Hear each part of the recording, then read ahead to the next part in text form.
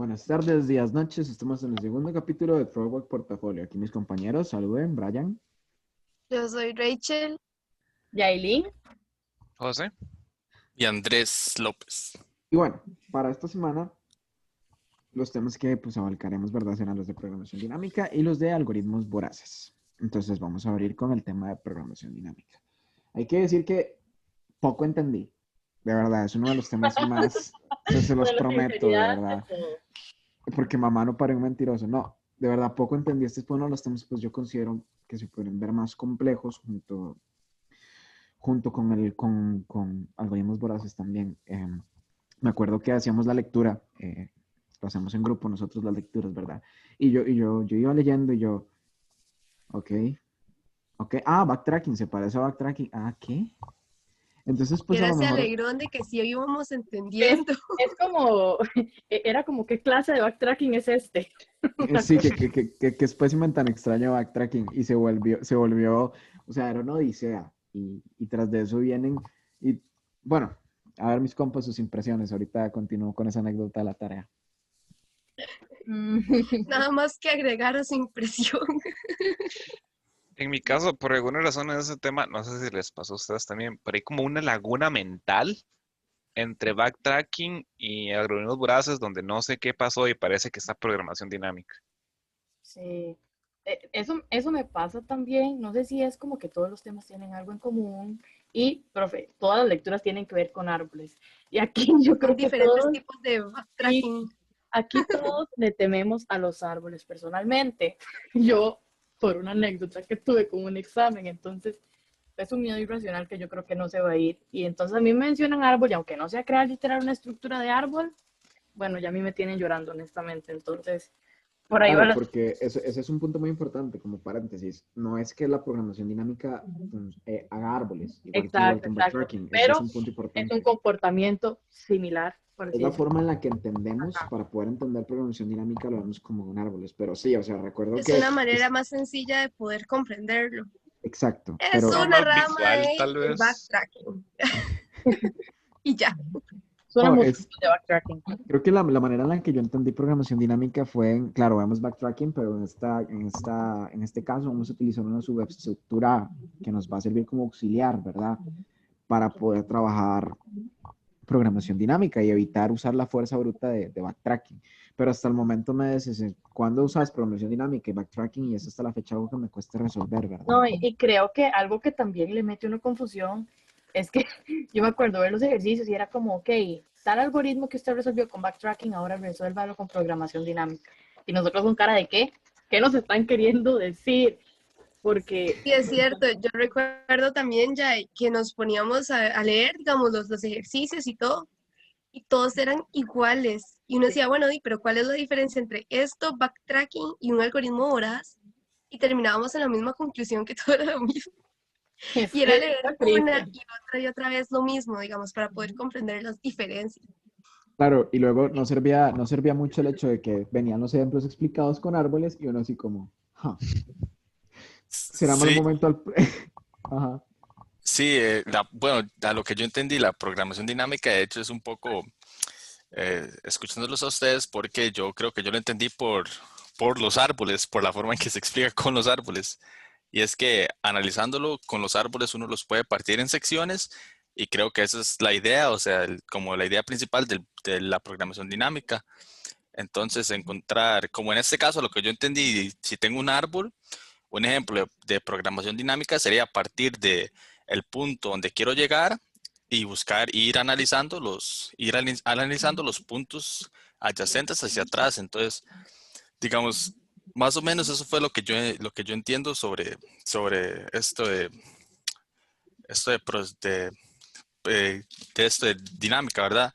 Pero sí creo que es un poco parecido al backtracking, pero analizándolo y comparando, creo que esto puede ser un poco más eficiente porque no utiliza tanto la fuerza bruta como el backtracking en sí. Entonces, creo que en ese caso esa sería como una diferencia que tienen los dos. El backtracking, ¿cómo se nota que él sí sabe inglés? No, No, pues, complementando, pues sí, lo que dice Andrés es un tema de que, pues, seccionar, y yo creo que ahí es donde entramos a la parte de lo que es la tarea, ¿no? Que luego nos ponen, recuerdo ver el enunciado y decirle, creo que a Jaylin le digo, oye, pero esto es un copy-paste del anterior. Y luego Sí, ya cuando cierto. sí, nos ponemos a ver las especificaciones y ver que eran distintas en unas cosillas ahí.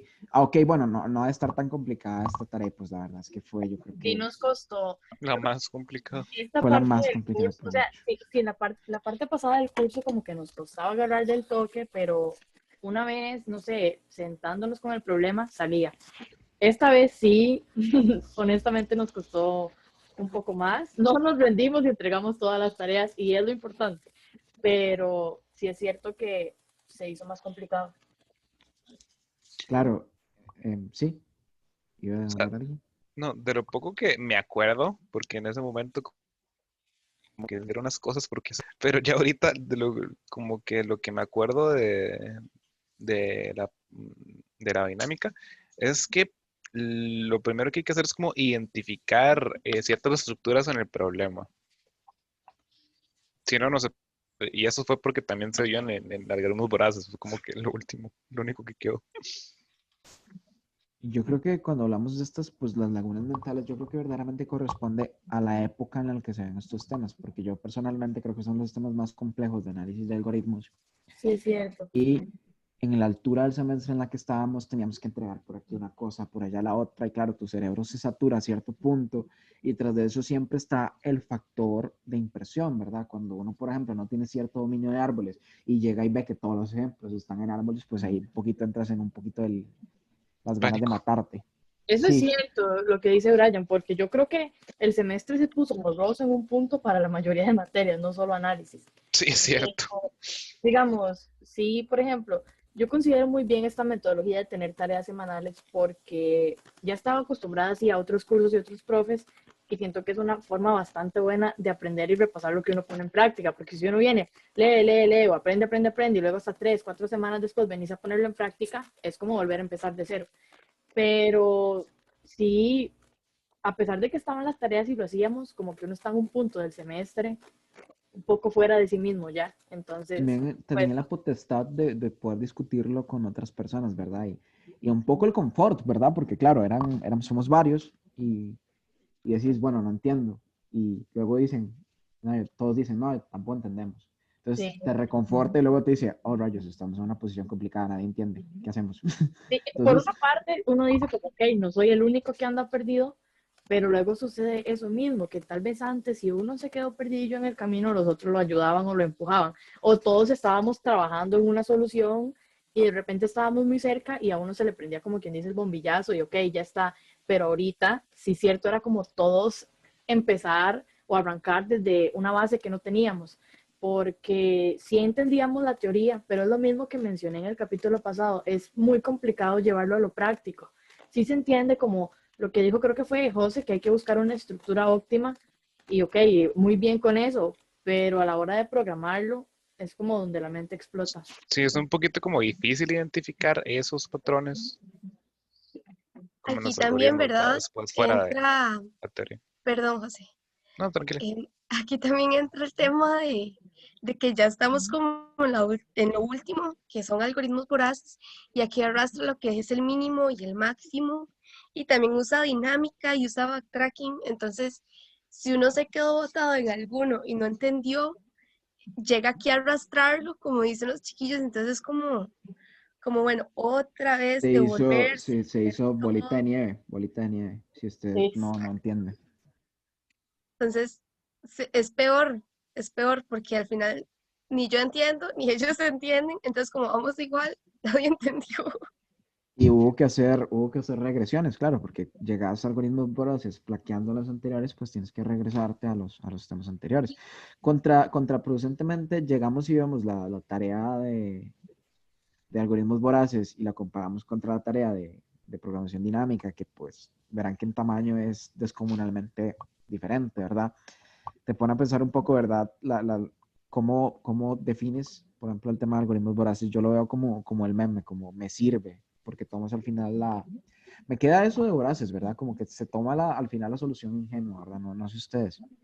Sí. Ahora, lo que yo quiero decir es que se nota un poco como el nivel de dificultad y como nos empezó a costar un poquito más esta parte del semestre en el tiempo. Porque tal vez las demás tareas, si el profe las dejaba miércoles, entonces nosotros mismos miércoles tratábamos de leerlas, hacerlas. Si no podíamos miércoles, a lo mucho jueves. Entonces, para el fin de semana teníamos todo listo, porque incluso salían el mismo jueves, el mismo miércoles, y nos atrasábamos un poco porque alguien tenía asuntos personales y lo que sea, y siempre procuramos estar ahí juntos, ¿verdad? Para trabajarlo, pues lo mucho fin de semana. Pero con estas tareas ya nos estábamos acercando mucho a la fecha de entrega y nosotros seguíamos pegados. Entonces ahí siento que fue muy notorio, como que chanfle nos estaba llevando, ¿verdad? Todo muy... Claro, y el tema del plazo de la programación dinámica, por ejemplo, lo entregamos creo que el mismo día o el día antes que se entregaba. Entonces, eso también reforzando el tema del tiempo, que fue algo que pues costó, ¿no? No fue algo que saliera tan intuitivo como lo demás, ¿verdad? Sí, y pensando, bueno, aquí analizando, bueno, tratando de recapacitar en lo que eran los algoritmos voraces a lo que yo comprendí y lo que al final creo que me llevo de esta parte de este capítulo es que tiene mucho que ver con la optimización, ¿verdad? Eh, Porque siento que esa es como que una diferencia, o sea, lo dije antes con backtracking a programación dinámica, pero creo que de dinámica a voraces también pasa como a otra escala de optimización, porque a lo que entiendo, el algoritmo voraz lo que hace es que comienza con un problema, lo particiona y después va solucionando los pequeños problemas, pero con una solución óptima, siempre buscando ese factor óptimo para terminar con una solución óptima. Entonces, creo que es como un patrón que llevamos, ¿verdad? Bueno, que ya hemos ido llevando durante el curso, de ir optimizando la manera en la que programamos, ¿verdad? Eh, y tal vez sí, no todas las veces se puede usar algoritmos voraces o no todas las veces se puede usar programación dinámica y tendremos que usar backtracking, pero saber que existe esta opción un poco más eficiente que la otra, creo que es como que lo que nos quiere enseñar el curso, ¿verdad? Que cuando se pueda siempre utilizar la opción, la mejor opción y creo que eso es como que lo más importante que siento yo de analizando todos estos, todas esas maneras de programar, ¿verdad? Ahora Sí, digamos que Andrés mencionaba eso de la solución óptima. Algo que acabo de recordar que me costó mucho similar es que, por ejemplo, en el ejemplo del Fibonacci, creo que era el Fibonacci, en programación dinámica, ok, sí, digamos, qué sé yo, para resolver Fibonacci de 4 necesito Fibonacci de 3 y para resolver Fibonacci de 3 el de 2 y así, como lo normal que vemos en recursividad, por así decirlo. Entonces, uno por solución óptima pensaría que siempre la solución óptima es como la de la anterior, pero no necesariamente la de la anterior. Entonces, me costó mucho hacerme esa idea, por así decirlo, de que encontrar una subsolución óptima o algo así, no recuerdo cómo era, pero bueno, lo de la subestructura no necesariamente quiere decir que es el anterior inmediato. Y sí, fue como, no sé, bastante que procesar.